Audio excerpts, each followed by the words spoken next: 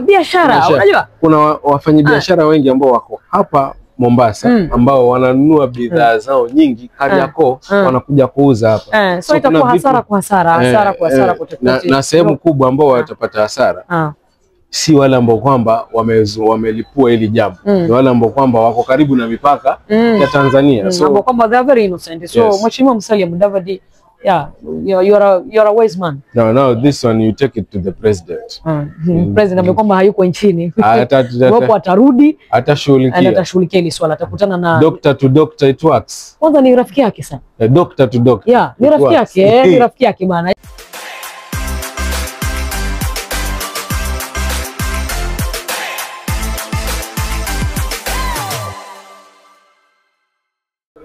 Ahlan wa sahlan wa marhaban bikum. Ni siku nyingine tena hii kubwa kabisa ambayo tunakutana tena hapa ndani ya Barisa 101. Mimi naamini umesha subscribe pale, lakini pia umeweza kulike kile ambacho kwamba unakifuatilia hapo, na pia umeweza kuacha comment ya kwako. Inapendeza sana. Siku zote tunakwambia hii ni hadubini ya elimu, fursa na burudani. Mimi niite Barisa hapa kuhakikisha kwamba tunapata mawili matatu ambayo kwamba yamegonga vichwa vya habari na yanatatiza sehemu kubwa ya ulimwengu kiujumla wake kabisa. Lakini kama kawaida sijawahi kuketi peke yangu. Nishawahi keti peke yangu, lakini siku hizi imekuwa desturi siketi tena peke yangu. Sasa peke yako kivipi? Unajua huku pwani kuna mnyama mwingine.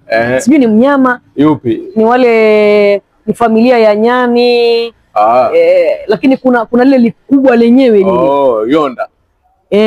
Huku wanalitaga gundaweche. Gundaweche. Sasa ukiambiwa wewe uko peke yako, usiwe peke yako, kwani wewe ni gundaweche. Mimi nashukuru gundaweche, lakini linakula ama lili. Linakula. Wewe liko peke yake, linatisha. Sasa ndio hiyo.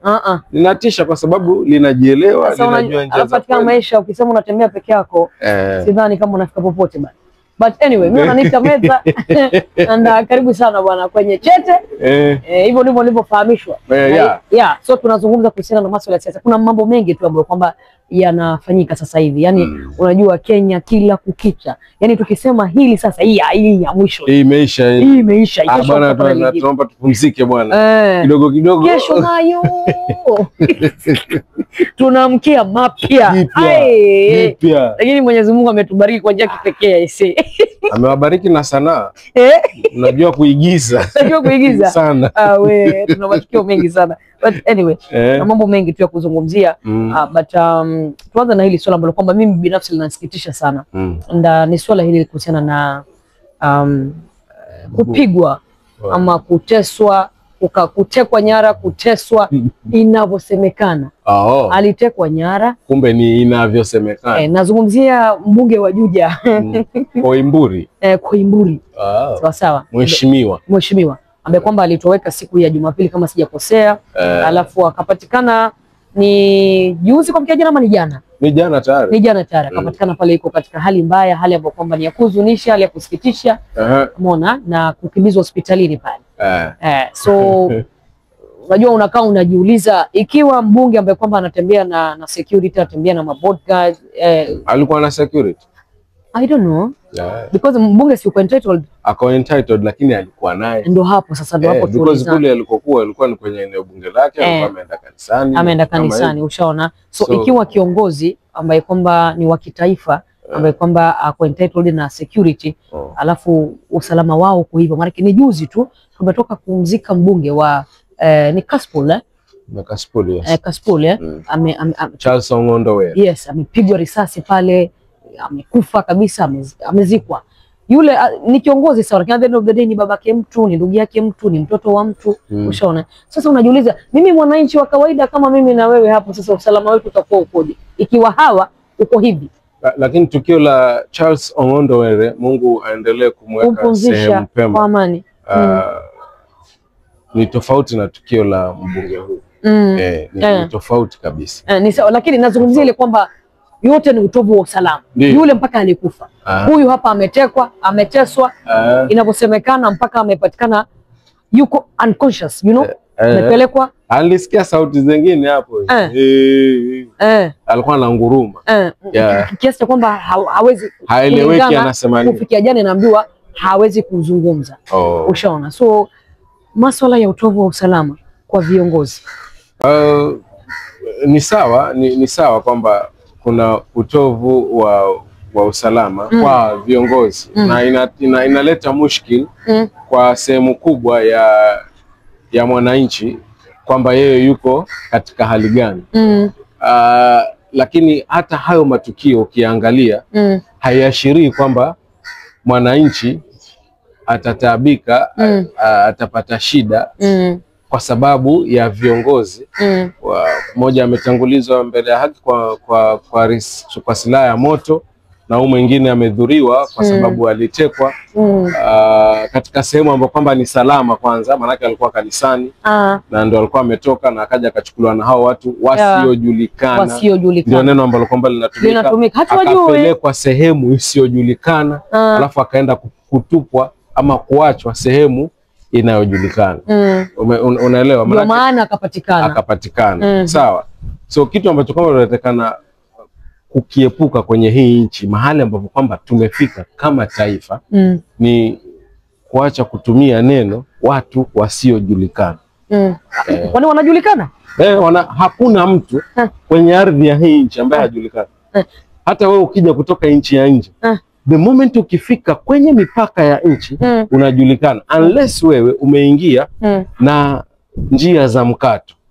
Lakini hata unajua kutumia hili neno kwamba watu wasiojulikana ni kumaanisha kwamba tunajua Barisa yuko unexist, Medza yuko unexist katika nchi, lakini hatujui kama ni Medza ndio aliokwenda kumteka nyara yule mbunge Koimburi. Haina haja ya kujua ni Medza. Unajua ni kwamba wale watu wanajulikana.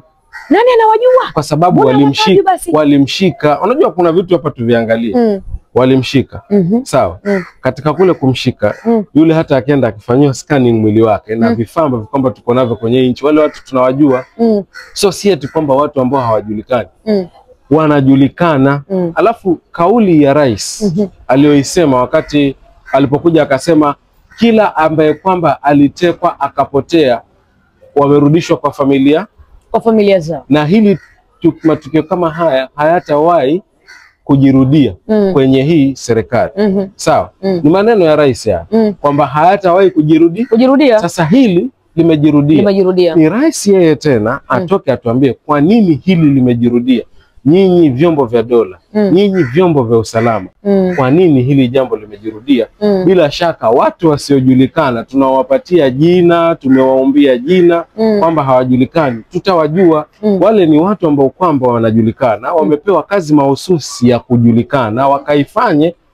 Wanayemjua wanayekwenda kumfuata. Kuna sehemu walimpeleka wakaenda kumfanyia hiyo sehemu ambapo kwamba pia mtasema haijulikani, lakini wao wanaijua, ndio maana wakaenda huko wakamwacha huko walikomwacha, wakampeleka sehemu ambapo kwamba watu watampata ambayo inajulikana. So hiyo movement yote kwanza walijuaje kwamba yuko pale? Kumaanisha wanaijua nchi, wanajua ile sehemu. Haiwezekani ni Mkanada, Muingereza ama Muisraeli alikuja hapa nchini akaenda kumfuatilia watu ambao kwamba walikuwa wanamfuatilia, wakajua ametoka asubuhi amekwenda church, wakajua anatoka hii time. Asasi za usalama, asasi za nchi zinafahamu fika ni nini kinachoendelea. So ni wao waje watuambie, lakini wao watakwambia mathalan kama DCI walisema wazi kwamba sisi kweli ilikuwa tunataka tumshike. Sawa? Lakini sio sisi tuliohusika na hilo, kwa sababu moja, anahusishwa na sakata ya kipande cha ardhi. Mbili, eti kuna ubadhirifu katika hazina ya ustawi wa maeneo bunge kwenye eneo bunge lake la Juja. So walikuwa wanamtafuta. Sasa lakini kutekwa kwake sisi hatuhusiki. Unajua kuna maswali mengi sana. Kuna maswali mengi ambayo hata mimi najaribu kujiuliza. Like unasema kwamba asasi za ama vyombo vya dola vitakuwa vinajua, vitakuwa vinaelewa. Ni sawa, lakini ukumbuke kwamba sawa hivi vyombo vya dola haviko hapa nchini kumlinda mtu mmoja. Unajua yule ni mmoja tu, ni mbunge mmoja tu. Ndio. Ushaona? Na sidhani kama walikuwa na information kwamba mbunge fulani anakwenda kutekwa nyara at this time. You know? Ushaona? So sasa hivi kitu kimetukia, ni tukio limetukia, ndio hizo vyombo vya dola sasa viwe mbioni ama vitakuja na mikakati kuhakikisha kwamba tunatafuta hawa waliofanya hili tukio. Lakini maswali yangu ni haya ya kwamba unajua sasa hivi kuna vitu vingi ambavyo kwa vina happen hapa nchini. Tuko katika tumeleta mihemko ya kisiasa mapema mno, as siasa za mwaka 2027. Kuna vitu vingi tu ambavyo kwamba vinaendelea sasa hivi. So watu watakuwa wanajiuliza, vipi hili swala limetokea ni kwa sababu za kisiasa ama vipi? Swala lingine ni je, mimi najiuliza sasa ni kwamba huyu mtu maybe alikuwa, maana hawa viongozi wanafanya mambo mengi. Mimi niongee tu hapa kinagobaga kwamba hawa viongozi pia kuna deal zao ambazo kwamba wanafanya. Tuna watu ambao kwamba tumewapoteza katika hii nchi na ni kutokana na madili ambao kwamba wanafanya wao kwa wao wenyewe. Sio kwamba sisi hatujui bana. Tulisema hii Kenya wajinga wameisha. Ushaona? Maneno ya rais. Unajua wajinga waliisha. Yes. Na kuna watu ambao wewe mwenyewe unajua kuna watu ambao kwamba tumewapoteza. Hatuko hapa lakini utaja jina 1 2 3 ni A B C D. Lakini kuna watu ambao kwamba tumewapoteza kwa sababu ya madili. Deal, mimi na wewe deal gone wrong. Unajua, deal gone wrong. Mimi na wewe bwana ni waheshimiwa. Tuna deal fulani. Tumepiga deal hapa. Wewe ukawa mjanja. Mimi nafanyaje? Kwa hiyo umekuwa mjanja, umekwenda huko mbele bwana, wewe umenitibua, mimi namalizana nawe kivipi? Ndio hiyo bwana. Kuna watu wamekwenda kaburini na hata hapa eneo la Pwani wako watu wamekwenda kaburini kwa sababu ya hizo mipango ambayo kwamba haiko ndia. So unajiuliza, is it hiyo labda kwamba viongozi sasa hivi wanaandamana wenyewe kwa wenyewe kwa sababu ya madili ambayo kwamba yanatibuka, alafu unajiuliza tena ni kwa sababu ukiangalia Koimburi ama ni Koimburi, yes, ni mtu amekuwa upinzani, anaikosoa serikali. So again tena unajiuliza yuko kambi ya upande wa Rigathi, sema tu hivyo.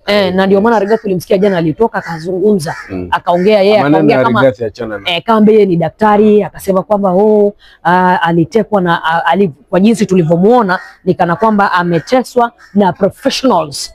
Unajua hakuna mtu amekomba si professional kama anaweza wakampatia sumu. As yeye ni daktari, kana kwamba yeye alikwenda kafanya hizo test akajua. Na alipelekwa hospitali yule. Ni sawa, but again unajiuliza. Labda anazungumza pengine kwa ripoti ya.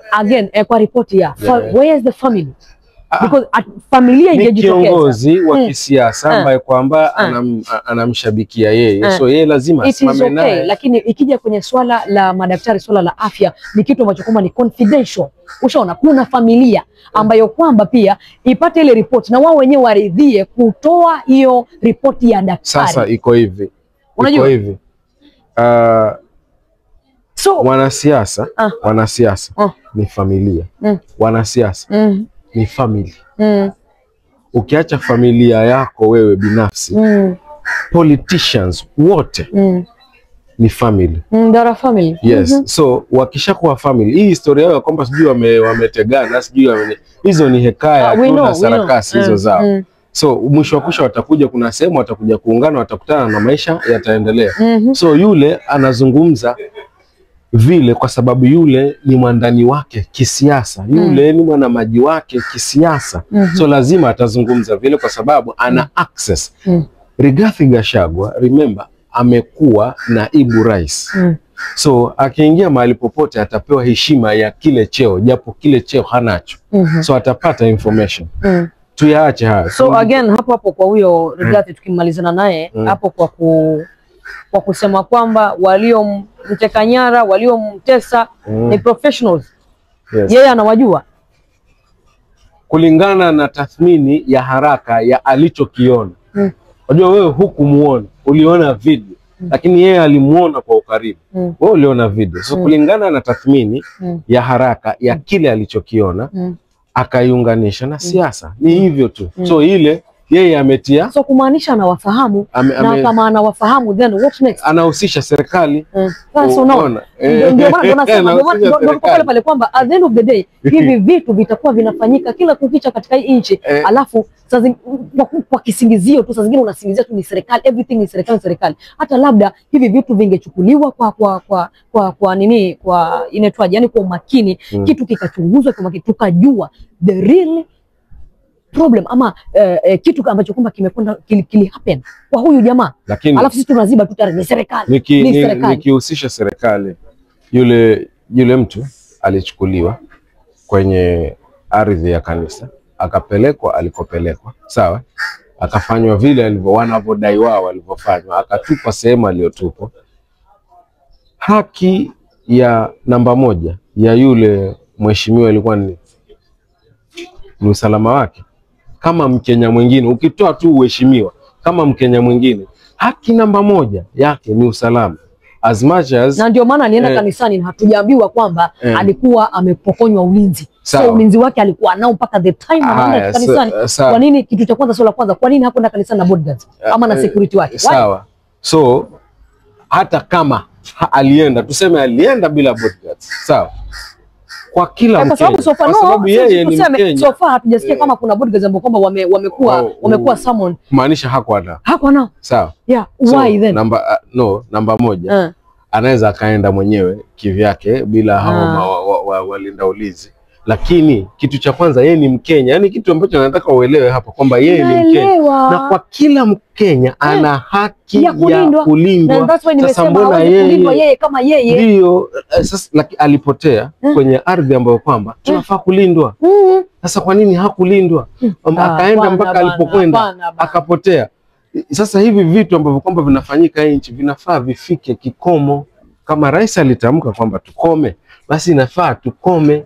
Mtu asipotee, aje apatikane, tuingize. Kuna michezo mingi pia ya paka na panya tu ambayo kwamba inaendelea hapa, unajua, na pia unaona sasa hivi hizi siasa ndio huwa nasema kila siku mifumo, yani unfortunately mfumo wetu wa kisiasa hapa nchini ni mbaya mno, ni mbaya sana.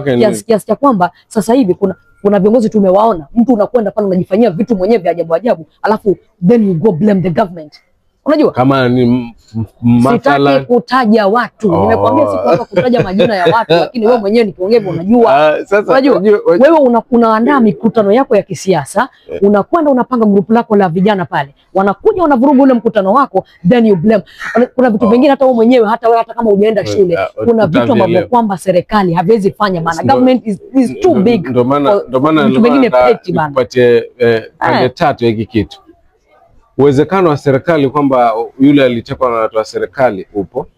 Uwezekano wa kwamba alitengeneza zengwe upo. Uwezekano kwamba ni historia kwamba scandal, labda watu wanamwandama na vitu kama hivi. Watu wamepishana upo. Lakini uwezekano sasa, tukianza kuchuja hivi vitu, tukianza kuviondoa, tutabaki ndio hayo maswali sasa. Tutabaki na kipi? So ni kwamba siasa za hii nchi zimevurugwa, siasa za hii nchi zimeingia mdudu, siasa za hii nchi ni kama kokola embe. Tutaanza kuulizana mdudu ndani ya kokola embe kaingiaje, lakini kaletwa nani, na embe nzuri huko nje. Lakini aliingia embe likiwa changa, akakulia hapo ndani. Sawa. So hiki kitu si ati kimeanza leo. Hiki kitu kiko tangu tumepata uhuru. Ndio maana sisi hatujawahi kuwa huru. Lakini ukisema hivyo watu hawatakuelewa. Hamjawahi kuwa huru. Yaani hilo ndio jambo ambalo kwamba mlikubali. Waliopewa majukumu ya kuongoza hii nchi wakawa wale mabepari ambao kwamba walituachia nchi, wakaendeleza vitu ambavyo kwamba vilikuwa vikifanywa na wale, na ndio maana tumefikia hapa. Lakini kuna kitu kinaitwa ujamaa. Inachosha. Unajua ujamaa? Ujamaa unaujua? Ujamaa. Ndio ambao kwamba uko Tanzania. Ujamaa. Yani ujamaa pamoja. Ujamaa ndio ambao kwamba uko Tanzania. Na ndio maana wewe nikikuuliza wale wana makabila 120, nikikuuliza makabila 10 utanitajia ya Tanzania. Hapa Kenya nikikuuliza makabila yote 42 alafu ongeza hao mengine 5 utanitajia. Ujamaa. So sisi tunaongea kwa lugha moja. Sisi ni wamoja. Sisi tunakwenda pamoja. Na nidhamu yetu ni hii, imepangika hivi. Mfumo wetu ni tunafanya hivi. Sawa. Chakula chetu ni hiki, tunakunywa hiki, hatuli hiki. Nyinyi hata mwaita na Wanjiko. Nasema usilete madhogodhani, usipike mashakura yako. Kuna mashakura na chakula. Kuna vitu vingi ambavyo kwamba vimepinda kwenye hii nchi na hakuna ambaye yuko tayari kuviweka sawa. I think it's high time yule Mkenya aweze kuwa makini zaidi. Sawa sawa.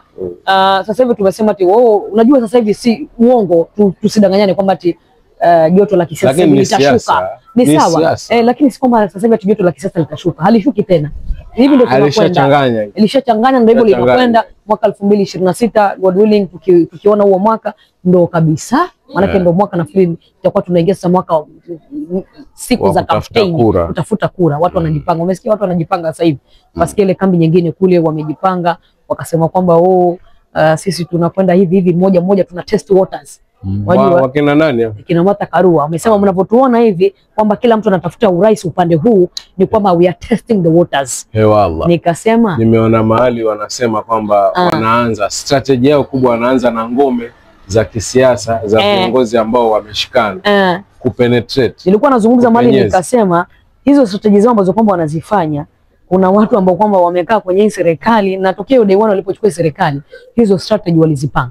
Na ndio maana wako vile walivyo. Ugonjwa mkubwa ni kwamba wao tayari walikuwa wamejipanga afu wameongeza na nguvu kazi. Si ndio hapo sasa. Hiyo story tuachane nayo. Anyway tuachane nayo but again kuna kitu kingine ambacho kwamba sasa hivi tunapozungumza nafikiri in the next saa ngapi? In the next few minutes ama itakuwa imeanza. Saa 8:30. Saa 8:30. Noni? Nafikiri leo Jumanne. Jumanne ya saa 8:30. Bunge la Senate. Yes. Bunge la Senate la Kenya. Unaona watakuwa wanakwenda kujadili na kitu ambacho kwamba watakwenda kujadili leo. Kwanza wanakwenda kujadili kwa lugha ya Kiswahili. Wow. Lugha ambayo kwamba maseneta wapi? Maseneta wa Kenya. Yaani natamani hawa 60 natamani hawa maseneta hawa hawa natamani nimuone Mheshimiwa Sifuna na nitakutajia majina ya watu ambao kwamba watazungumza lugha ya Kiswahili kwa ufasaha. Kwa ufasaha. Na unajua kwa sababu gani wanakwenda kuongea Kiswahili? Kwa sababu wanajibu mapigo ya jana kule kutoka bunge la Tanzania, bunge la kitaifa la Tanzania. Ni utoto. Unaona ambapo kwamba walizungumza kwa marefu na mapana, walizungumza kwa ghadhabu nyingi, walizungumza kwa makasiriko makubwa sana kutokana na kile ambacho kwamba kimehappen siku za hivi karibuni. Umeona, na wakasema kwamba Wakenya sisi hamtatufundisha kazi, hamtatufundisha chochote, hamna lolote la kutufundisha kwanza. Unaona? Waliongea sana. Bado ukiangalia ni kweli. Umeona? Waliongea sana. Unajua ni wameongea sana mpaka yani unafikiria Brai, hiki kitu sasa kitaishaje unajua? Kitaishaje? Niliangalia wale wabunge wa kule ambao kuna Mariam pale, kuna mbunge wa Geita nafikiri kama ni vijijini anaitwa Msukuma Joseph. Huyo ndo alizungumza kwa ghadhabu, alafu kuna mmoja ambaye alizungumza mpaka akasema kwa nini aliachiwa hakuonekana na gesi ile kwa sababu huyo mama kwanza huyo aliongea sana, alisema kwamba wao wakitujaribu wangejua kwamba kuna jeshi uwezo wa jeshi la Tanzania.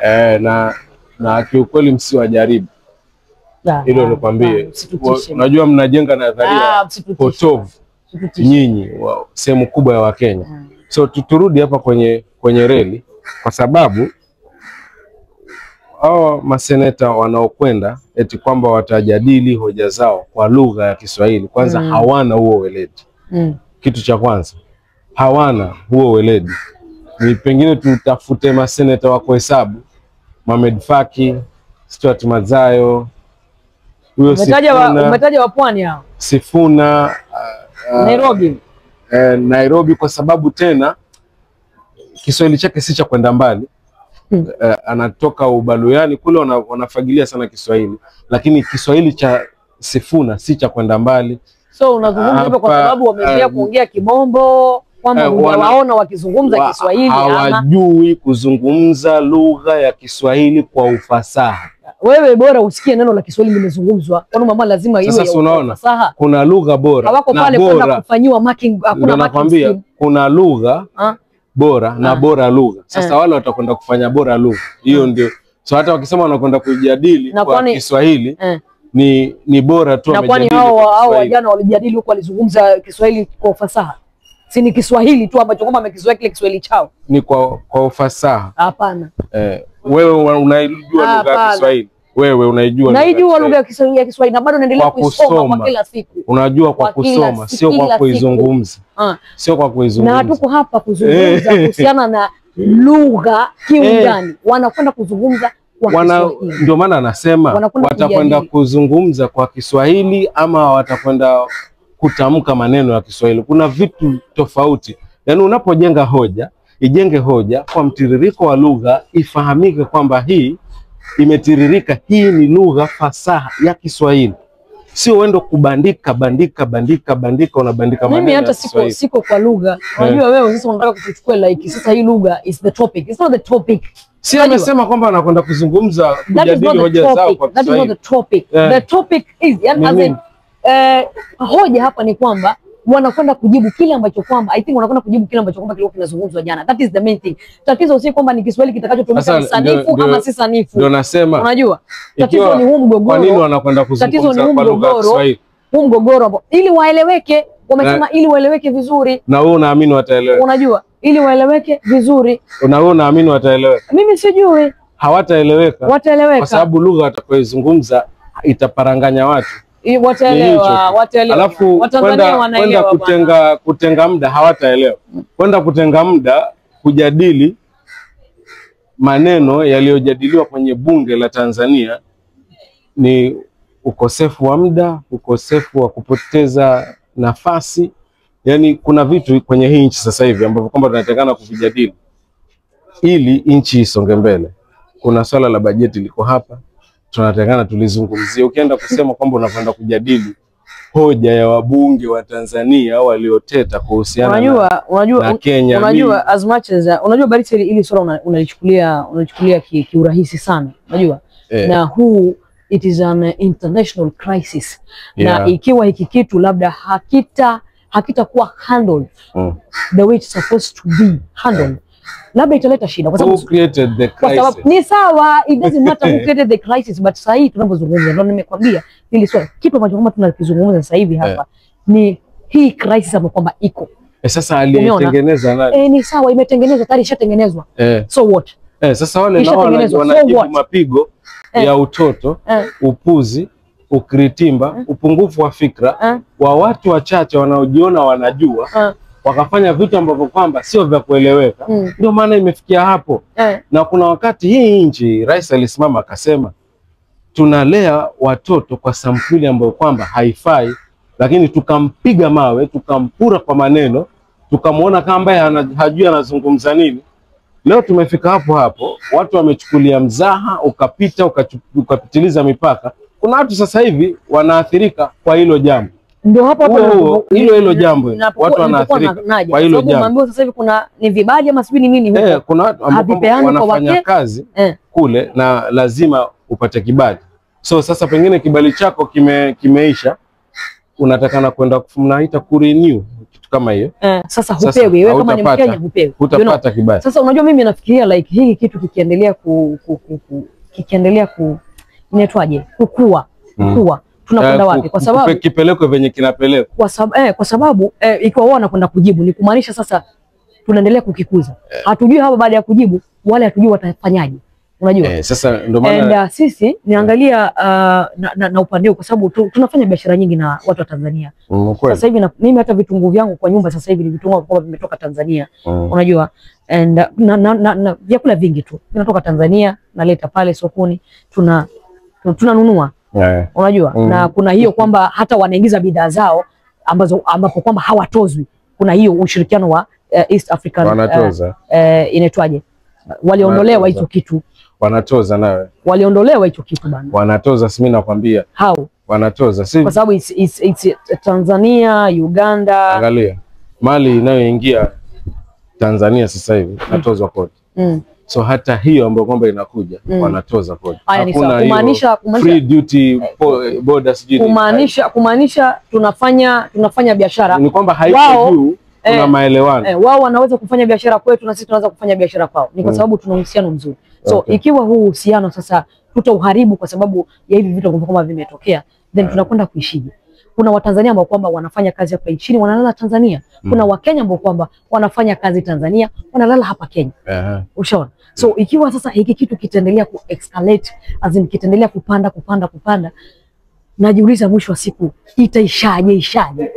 So unajua ili hiki kitu kiishe, unaona kama hiyo muda ambao kwamba umetenga, umesema wanakwenda sasa hivi waende wakae waanze kujadili kwa Kiswahili ili waeleweke, hilo tukio halingefanyika maana halina maana.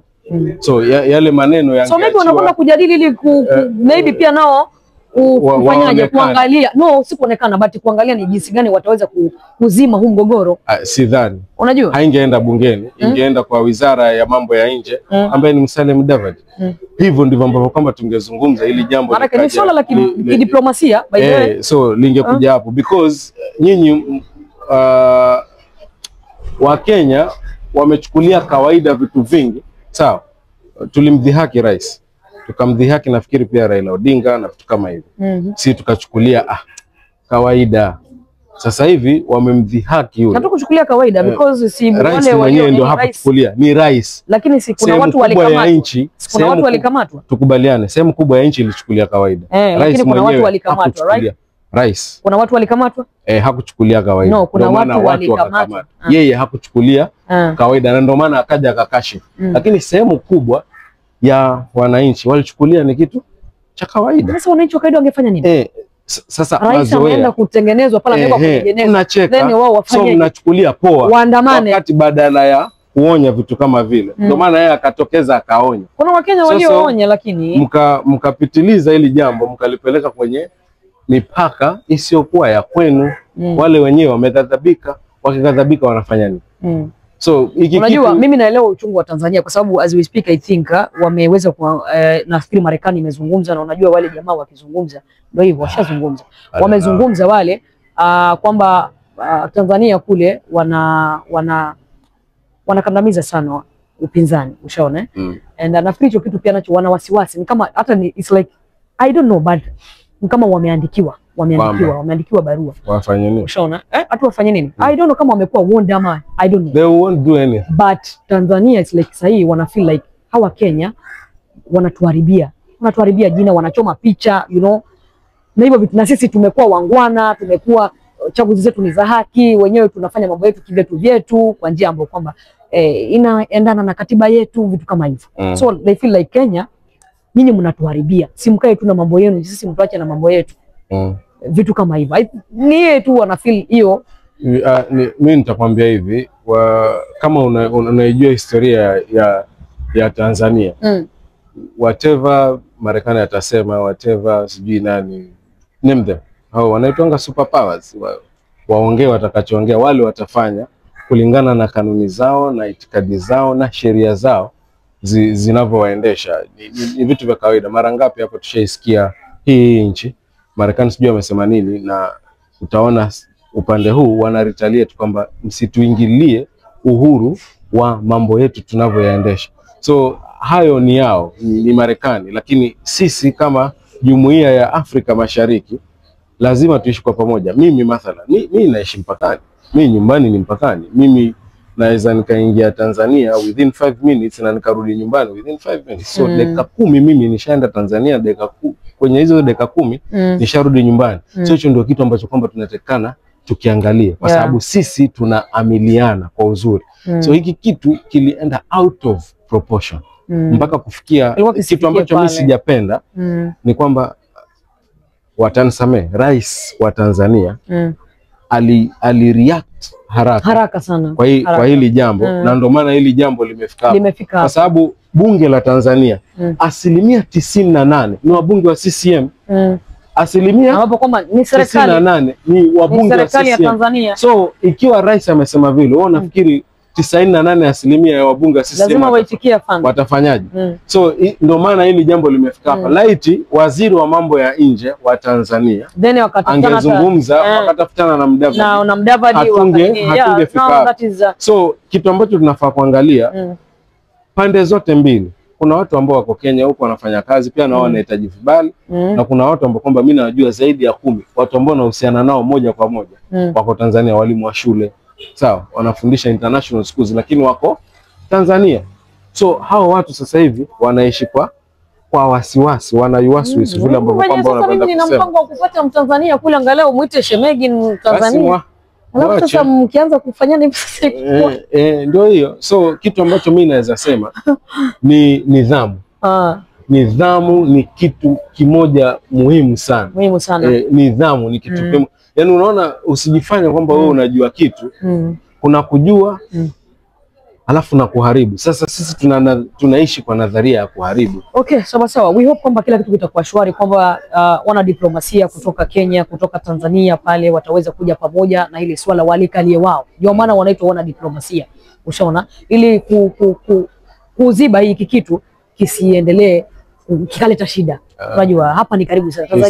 Tanzania ni kama Kenya, Kenya kama Tanzania ni hapa pia. Isiende kwa namna yoyote hapa tukianza kuweka hivi vitu tuteseka sisi kwa sisi. Maana kuna bidhaa nyingi wewe umesema kitu hazitaingia hapa nchini labda. Unaanza wewe na kuna watu wao wanatuletea mayai, sisi na sisi tunapeleka vitu gani? Kuna vitu biashara, unajua? Kuna wafanyabiashara wengi ambao wako hapa Mombasa ambao wananunua bidhaa zao nyingi Kariakoo wanakuja kuuza hapa. So itakuwa hasara kwa hasara na sehemu kubwa ambao watapata hasara si wale ambao kwamba wamelipua hili jambo, ni wale ambao kwamba wako karibu na mipaka ya Tanzania. So ambao kwamba they are very innocent. So Mheshimiwa Musalia Mudavadi, yeah, you're a wise man. No, this one you take it to the president.